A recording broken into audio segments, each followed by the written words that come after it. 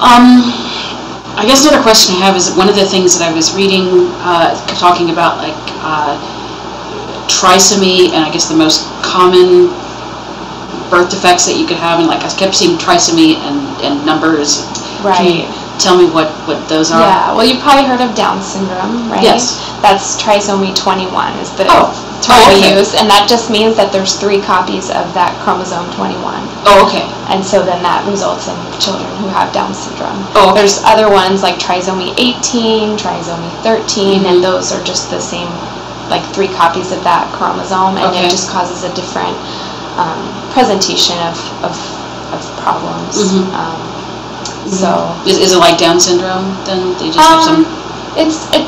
It's pretty different. Those trisomy 18 and trisomy 13, they usually have more problems with their heart and problems with.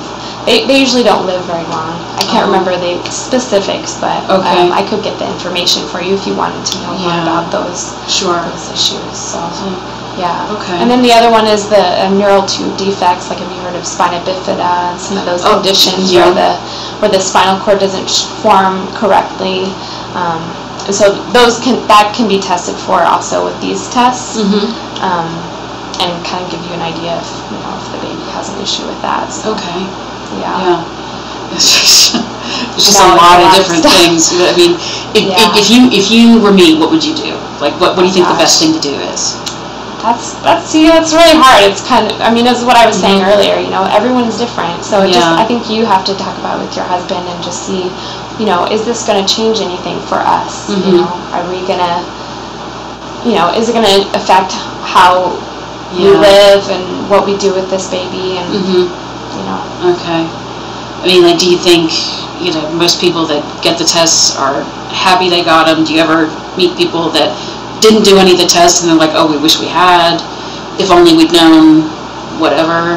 Yeah. I mean, I haven't personally talked to anyone who had issues with it, but I'm sure that it probably does happen. I don't know. Okay.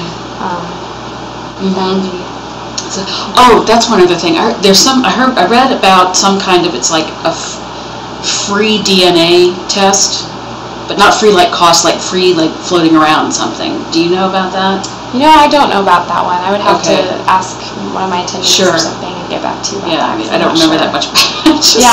I don't know. It was on the list of like all the different tests and things. Right. So.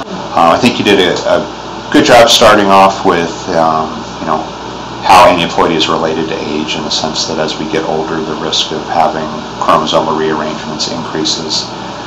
And one way that I try to kind of help patients understand this is to try to divide out trisomy 13 and 18 and trisomy 21, because they're very different outcomes, and I think most patients have different reactions to both of those. So starting with 13 and 18, I think you did a really good job of describing that it was more severe than Down syndrome, more anomalies, and that these babies don't survive for very long.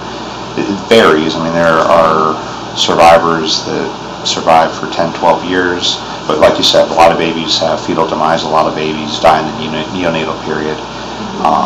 Sublethal is the medical term for it, but again, it's important for patients to understand that these are much more severe than Down syndrome, and that most babies die in the first year of life, but not all of them. When we talk about Down syndrome, most people know what Down syndrome is and have met or seen a person. But there's a huge spectrum in Down syndrome, meaning there are individuals with Down syndrome that have a fairly high IQ that can live independently and work, and then there are Down syndrome children and people that have a very low IQ that need assisted living and things like that. And there are medical problems that go along with it as well: heart defects, GI tract anomalies, early Alzheimer's, and a short lifespan. So these are all things that certainly we want to make sure patients understand, because trisomy 21 is a condition that might polarize people a little bit more one way or the other, whether they would continue or terminate. I think for trisomy 13 and 18, you could argue that more people might terminate for that, but 21 is one that it's more difficult because the outcomes can vary so much. But I think that's the way that I would recommend that you approach it.